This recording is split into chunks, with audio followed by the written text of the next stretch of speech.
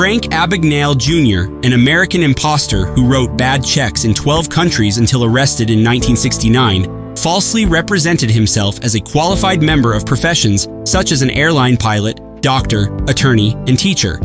The film Catch Me If You Can is based on his life.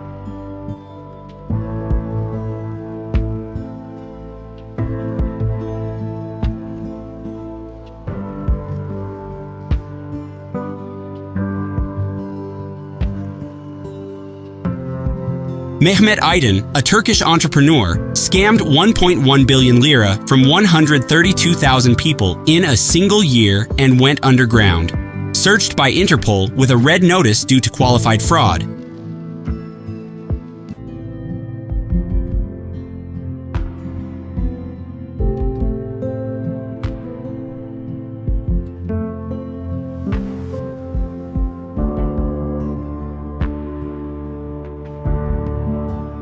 Jordan Ross Belfort is an American former stockbroker, financial criminal, and businessman who pleaded guilty to fraud and related crimes in connection with stock market manipulation and running a boiler room as part of a penny stock scam in 1999. Belfort spent 22 months in prison as part of an agreement under which, becoming an informant for the FBI and wearing a wire, he gave testimony against numerous partners and subordinates in his fraud scheme.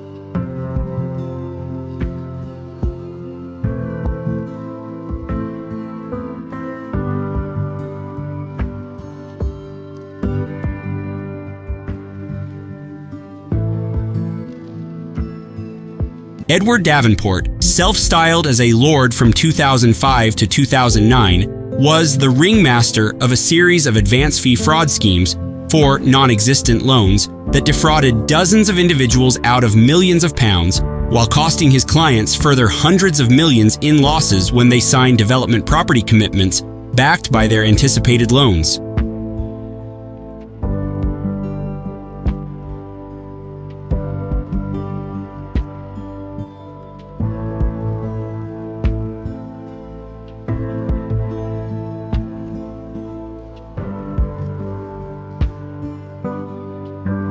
Enric Durán, from 2006 to 2008, took out 68 commercial and personal loans from a total of 39 banks in Spain with no guarantees or property as collateral, then gave the 500,000 euros to various anti-capitalist movements.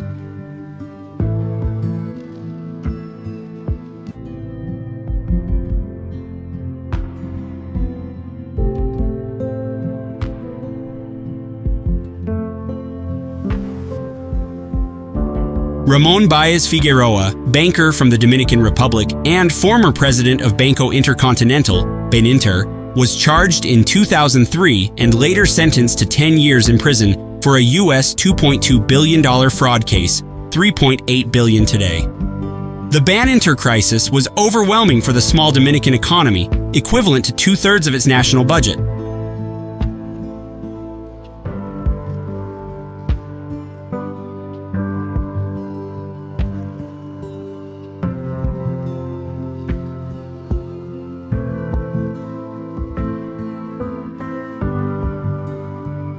Elizabeth Holmes, convicted of 4 counts of felony fraud in January 2022, 3 counts of wire fraud, and 1 of conspiracy to commit wire fraud for misleading investors on the biotech company Theranos, a diagnostics company claiming to be able to perform multi-analyte clinical chemistry using unsound liquid handling tech. Company results were manipulated, not transparent, and real patient samples were handled in error.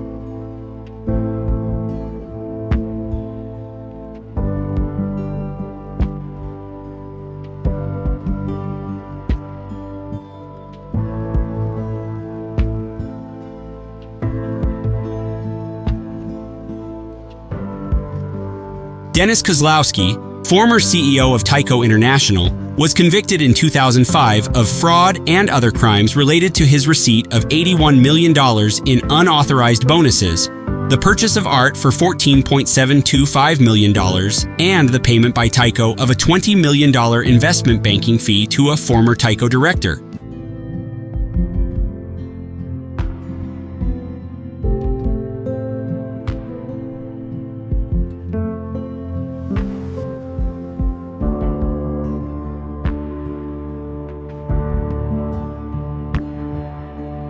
Thomas Petters, an American masquerading as a businessman who turned out to be a con man, former CEO and chairman of Petters Group Worldwide, resigned his position as CEO in 2008 amid mounting criminal investigations, later convicted for turning Petters Group Worldwide into a $3.65 billion Ponzi scheme, sentenced to 50 years in federal prison.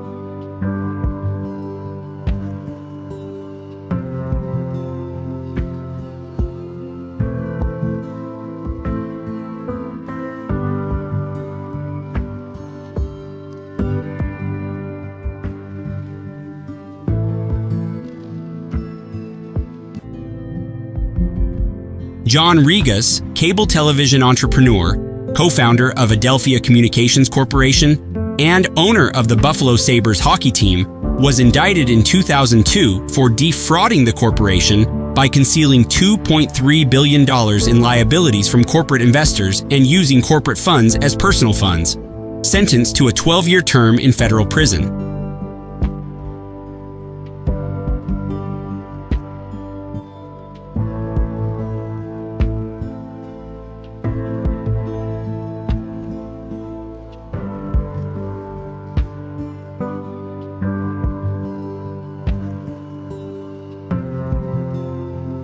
On October 7, 1999, John Spano pleaded guilty to federal charges of mail and wire fraud in Long Island and bank and wire fraud in Texas. He subsequently pleaded guilty to one count of bank fraud in Boston. All other charges and potential charges were dropped.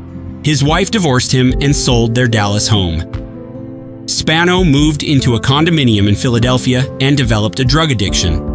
When he tried to pay his rent with a bad credit card, bad checks, and bad wire transfers, his $3 million bail was revoked for continued criminal conduct. Spano was sentenced on January 28, 2000 to 6 years and $11.9 million in restitution. He left prison in 2004.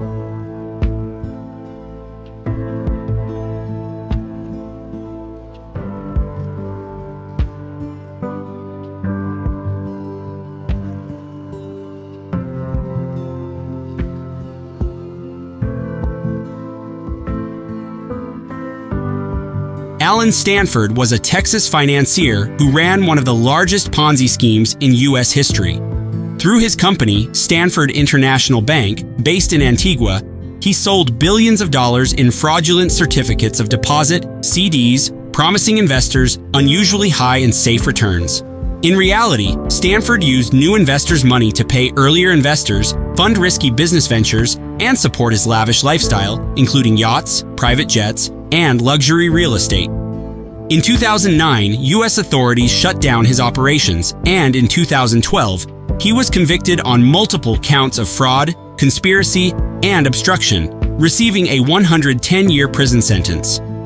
The scheme defrauded around 18,000 investors in over 100 countries of more than $7 billion.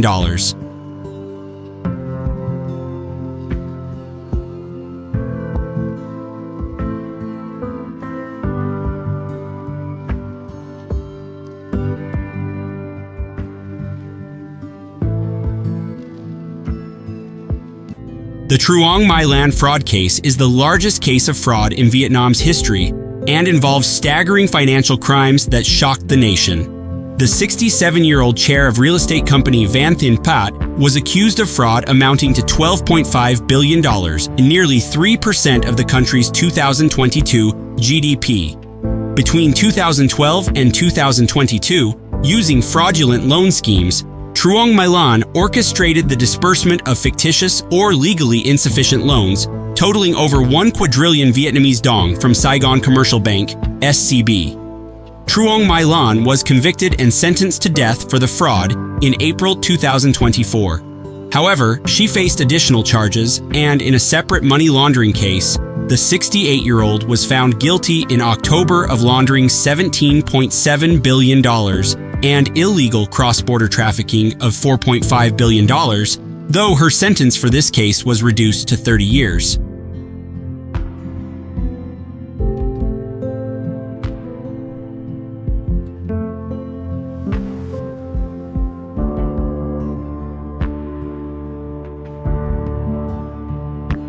Dina Reis, born 1964, is a financial criminal who employed business scams to defraud her victims of tens of millions of dollars.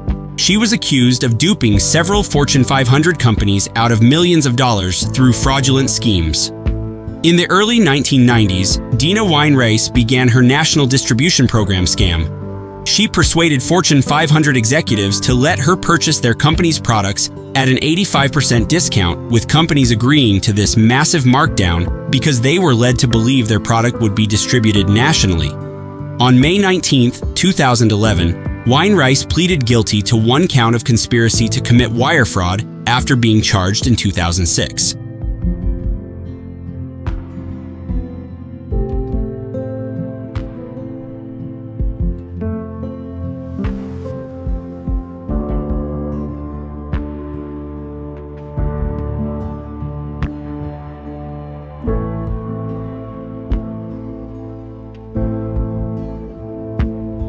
Richard Whitney was a prominent American financier and former president of the New York Stock Exchange, NYSE, in the 1930s. Once seen as a symbol of Wall Street's integrity, he became infamous for a major fraud scandal. Whitney borrowed heavily to fund an extravagant lifestyle and speculative investments, eventually misappropriating funds from clients and even from charities like the New York Yacht Club. In 1938, his embezzlement was exposed and he was convicted of grand larceny. Whitney was sentenced to prison, serving just over 3 years. His dramatic fall from grace became one of the most high-profile Wall Street scandals of the era, highlighting the dangers of unchecked financial power and misplaced public trust.